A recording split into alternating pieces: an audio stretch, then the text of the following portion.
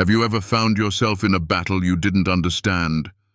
A battle that felt too overwhelming, too invisible, like there was more at stake than what met the eye.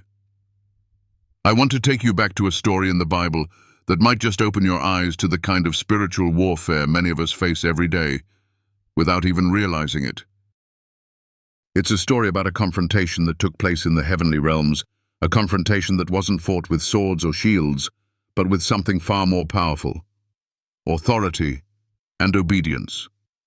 This battle between Michael the Archangel and Lucifer took place over something we might not think much about: the body of Moses. Sounds strange, doesn't it? Why would anyone fight over a lifeless body, a man who had already passed from this world? But this wasn't just about a physical body, it was a fight for something deeper. You see, Moses' body represented much more than just a man. It was a symbol of God's covenant with his people, his promises, and his power. And Lucifer wanted to twist that symbol, to corrupt it, to turn it into an object of false worship. What happened in that moment was not just a story from long ago. It's something that speaks directly to us today. How often do we face battles in our own lives, struggles that feel invisible, yet are very real? We may not be fighting literal giants or armies, but the spiritual warfare we encounter is no less intense. And just like Michael stood firm against Lucifer, we too are called to stand firm, not in our own strength, but in the authority of God. But how do we fight these battles? How do we overcome when we can't see the enemy, when the battle is happening in places we cannot reach with our own hands? The answer lies in understanding what Michael understood. The battle was never his to fight alone. He didn't need to prove his strength, his power, or his authority. His victory came through obedience, through aligning himself with God's will, through standing firm in the truth that God's authority was greater than any challenge Lucifer could throw his way. In this video, we're going to explore how this ancient battle still affects us today, how the struggle between good and evil plays out in the unseen realms of our lives. You'll discover how we too can stand firm in our own spiritual battles, not by relying on our strength or understanding, but by trusting in God's power and submitting to His will. So, stay with me, because what we're about to uncover will change the way you see every challenge you face. This story of Michael, Lucifer, and Moses is more than just a biblical account. It's a timeless lesson about authority, obedience, and spiritual warfare that speaks to each of us right here, right now. And once we understand that, the battles we face will no longer seem as impossible. With God's authority, victory is already ours. The confrontation between Michael the Archangel and Lucifer was not a battle over a lifeless body, but over something far more significant: the meaning and symbolic power that body held. In that moment, Lucifer wasn't merely fighting to possess the physical remains of Moses. He was after something deeper.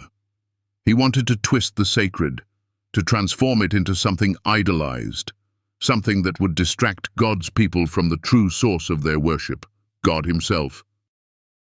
We might think it odd that Lucifer, a fallen angel, would care so much about the body of Moses, who had long passed from this world. But here lies the spiritual truth that many overlook. In the spiritual realm, symbols hold power. Moses' body represented much more than just a man. It was the embodiment of the covenant between God and Israel, the promises of freedom, salvation, and divine guidance. Lucifer, in his cunning, wanted to distort that symbol, turning it into an object of idolatry. If he could convince the people to worship the physical remains of Moses, they would lose sight of the one who gave them freedom, the Creator Himself. This battle, while unseen by most, was about redirecting faith. Lucifer's strategy was not to destroy faith, but to redirect it, taking people's eyes off of God and focusing them on something created. And that's exactly what he still tries to do today. How often do we find ourselves idolizing something that once represented something pure, money, fame, even relationships? We turn something good into an obstacle. The Bible warns us against making idols, not just out of statues or images, but out of our own desires, our own creations. Think about the way we sometimes idolize memories. We cling to past achievements or past experiences, not realizing that by doing so, we allow those things to take God's place in our hearts. Moses' body, were it to be idolized, would have been a trap for the people of Israel, a trap disguised as reverence. So, Lucifer's goal wasn't just about obtaining a corpse, but about perverting the divine symbol it carried. He understood the power of the past and how it could distract God's people from their present and future in Him. This lesson speaks to us today. Are we worshipping the gifts, the past, the blessings, or are we still focused on the giver of all good things? Do we ever find ourselves holding on to something that's meant to remind us of God, and yet we turn it into something we worship instead of the Creator? Moses' body could have become an idol, something that would draw the Israelites away from the living God. It's a temptation we still face, not in ancient relics, but in the things we hold dear. As we look at this, we see the lesson Michael teaches us. It's not about the object, it's about the obedience to God's will. Michael knew this better than anyone. He didn't have to argue, he didn't need to prove his strength or authority. He simply acknowledged that the power was not in his hands, but in God's hands. Michael's victory wasn't achieved through a mighty display of force, but by aligning himself with God's purpose. The lesson is clear. Our greatest strength doesn't lie in what we can do, but in what we are willing to surrender to God's will. Michael's calm, steady stance teaches us that sometimes the most powerful weapon in spiritual warfare is silence, backed by divine authority. Just as Michael didn't need to fight Lucifer physically, we don't need to engage in endless arguments or struggles. The victory lies in submitting ourselves to God and letting Him fight our battles. When Moses died, God Himself buried him, and no one knew where his grave was. This moment seems strange, almost like a mystery hidden within the pages of the Bible. Why wouldn't God allow anyone to bury Moses, or at least reveal the location of his tomb? Surely Moses deserved a proper burial, given his significant role in God's plan. But, as always, there is more to this than meets the eye. God didn't want Moses' body to become an object of worship. Moses, as God's servant, had led the people out of slavery, had brought them the law, had spoken to God face to face.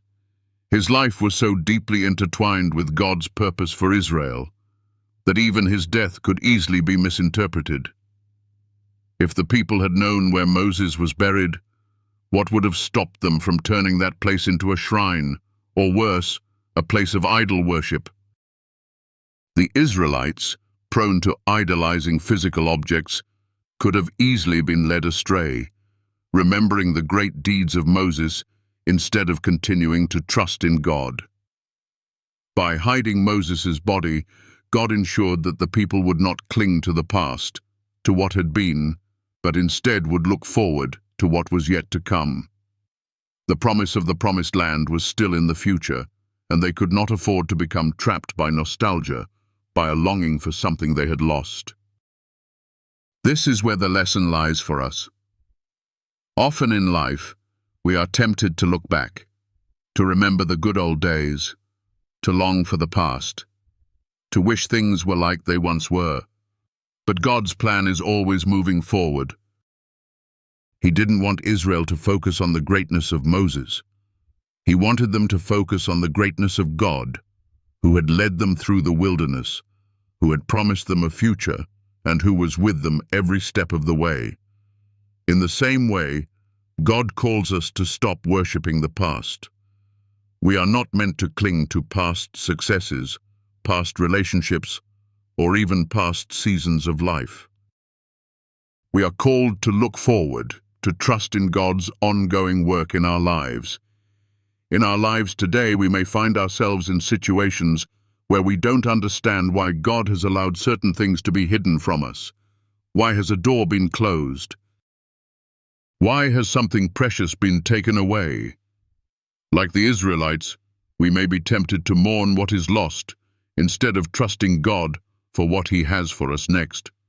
But Moses' story reminds us that what God has hidden away is often for our protection, to prevent us from idolizing something that would distract us from His greater purpose. Just as the Israelites needed to move forward into the Promised Land, we too are called to move forward into the plans and purposes God has for us. The past can't hold us back. It may be painful to let go, but God's plans are always bigger, always better, and always moving us closer to Him.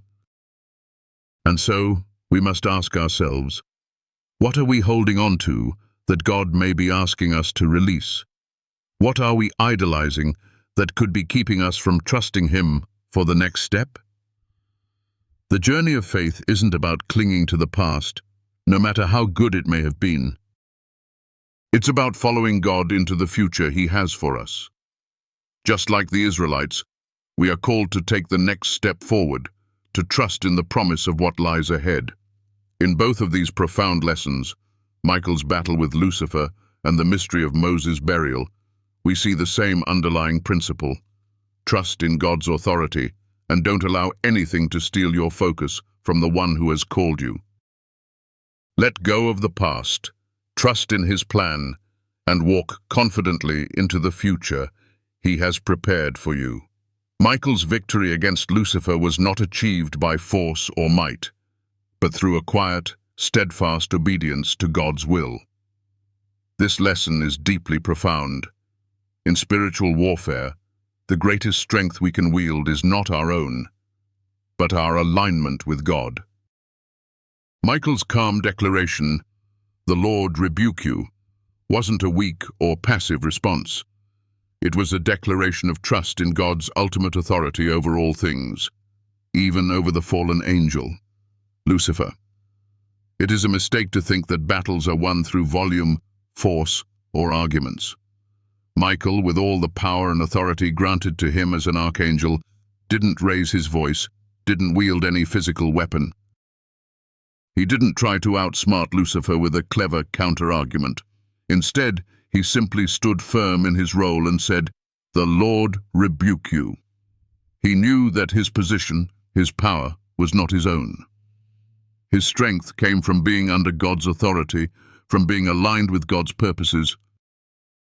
This is a lesson for us today. How often do we find ourselves trying to fight our battles in our own strength?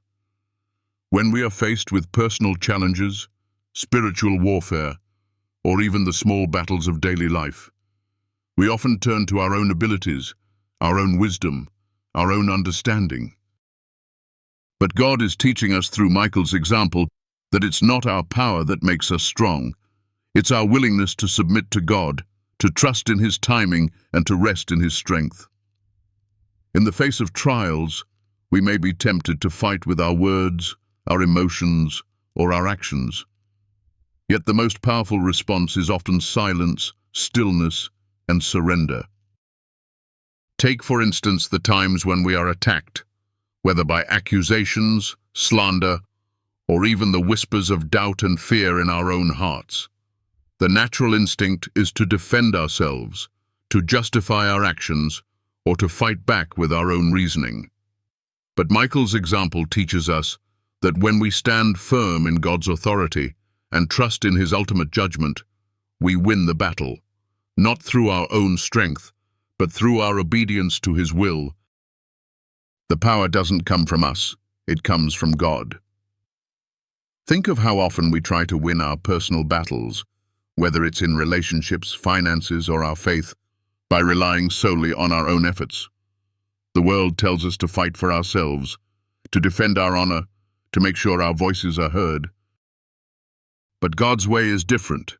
His way asks us to submit, to trust, and to let him fight our battles.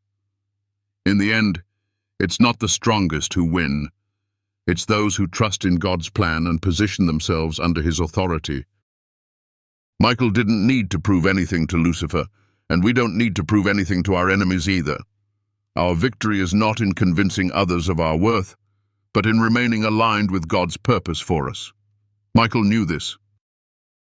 His silence, his stillness, and his firm trust in God's power over Lucifer showed us the greatest strength of all: obedience. When Michael fought Lucifer over Moses' body, it was more than just about a physical corpse. It was about what the body of Moses symbolized.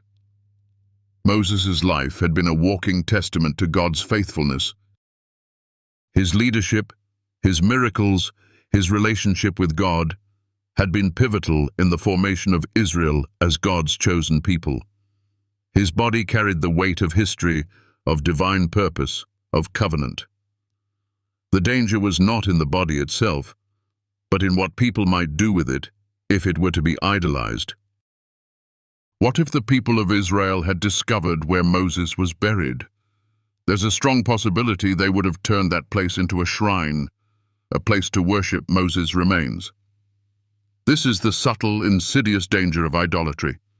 We take something good, something holy, and make it the object of our worship instead of the one who created it. Moses' life was meant to point to God, to show the world who God was. His body, however, could easily become a point of misdirected devotion, and this same temptation persists today.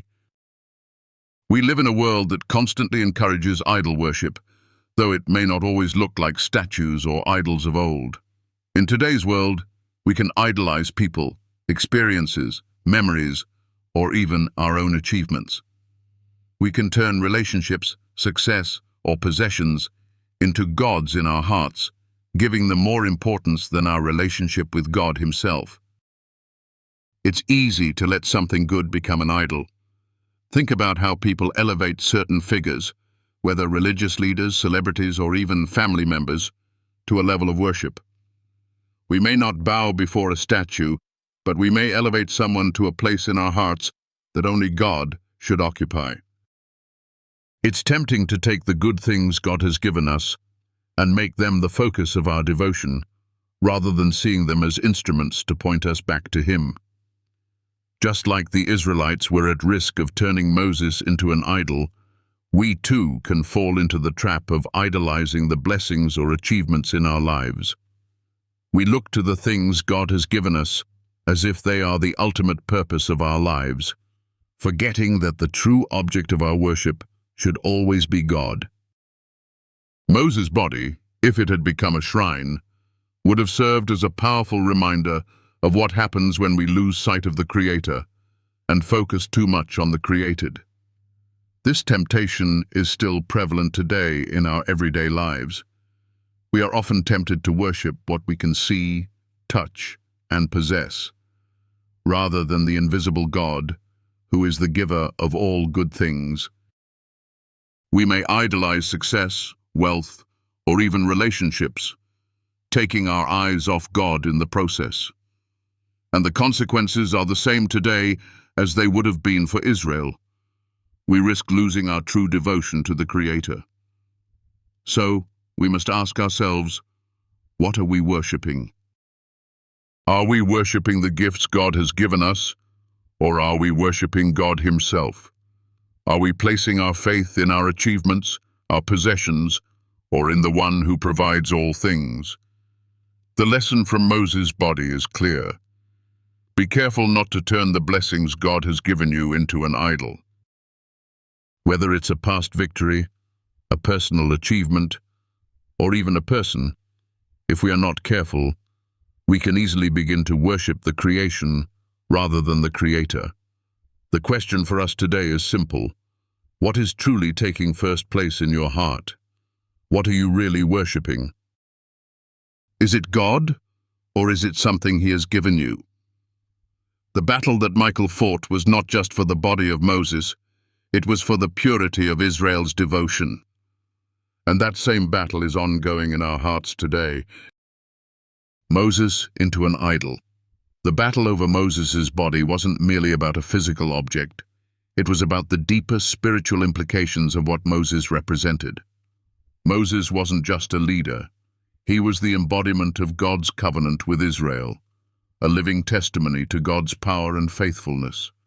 His life was a walking miracle, from his birth in the face of certain death, to his leadership in parting the Red Sea, and to the miraculous provision of manna in the wilderness. His body was more than just flesh and bone. It symbolized God's relationship with his people, and that's why Lucifer sought it. Lucifer, now the accuser, had already corrupted many, but his strategy here was far more subtle. He didn't want Moses' body to serve as a relic or a symbol of Israel's history with God. He wanted it turned into something to be worshipped. The danger wasn't the body of Moses itself, but what people would do with it. If Lucifer had succeeded in taking Moses' body and allowing it to be venerated, the Israelites would have begun to idolize Moses rather than the God who used him. This is exactly how idolatry works. Something good, something ordained by God, is twisted and turned into something we worship instead of God himself. Instead of recognizing that Moses' life was meant to point to God's ultimate authority and power, the Israelites might have turned Moses into a god themselves. We see this pattern throughout the Bible. God's people constantly struggled with making idols out of good things, from golden calves to the high places of worship. In our own lives, the same temptation exists. We are often faced with the challenge of keeping our eyes on God while living in a world that tempts us to idolize almost anything, be it success, fame, relationships, or even our own comfort and security. When we take good things, blessings from God, and place them above the giver himself, we've fallen into the same trap as the Israelites. The key lesson here is clear. Don't allow the blessings or gifts God gives you to take the place of God. It's easy to idolize something, especially when it's been used by God in your life in a mighty way, but God alone is worthy of our worship and devotion. Take a moment to reflect. What are you worshiping today? Are you putting your hope and trust in God or in the things he has given you? What might you be elevating to a place in your heart where only God should be? Moses' body was never meant to be idolized, and neither are the things in our lives. They are tools, instruments of God's grace, meant to point us to him, not to distract us from him. When we look at the confrontation between Michael and Lucifer over Moses' body, it's easy to focus on the visible conflict.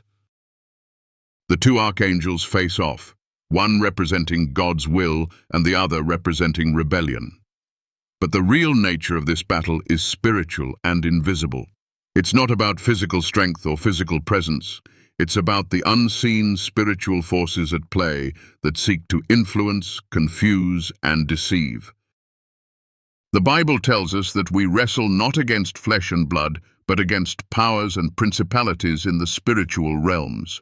Ephesians 6-12. This is the heart of the story we see unfolding with Michael and Lucifer. The body of Moses may seem insignificant, but it represented something far greater: God's covenant with his people, his promises, and his faithfulness.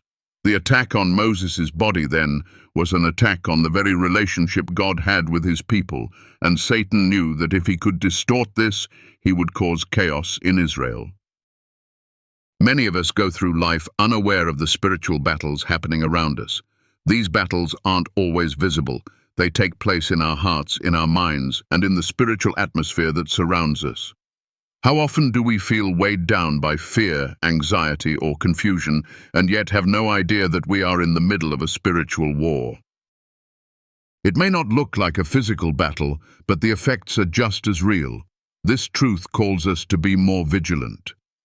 Just as Michael stood firm against Lucifer by relying on God's authority, we too must learn to recognize the spiritual battles we face and not fight them with our own strength. The Apostle Paul urges us to take on the armor of God, to stand firm against the enemy's schemes, not by our power, but by the power of God working in and through us. Ephesians 6:10-18. Have you ever experienced a battle that seemed beyond your ability to fight? Perhaps it wasn't a battle you could see, but one that you felt deep within your spirit. Maybe it was the weight of doubt, the pressure of life's circumstances, or the temptation to give up. These are all spiritual battles. Satan does not always show up with a sword or a physical threat.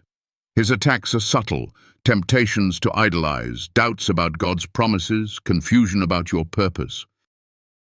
His goal is to distract and derail you from the truth of who you are in Christ.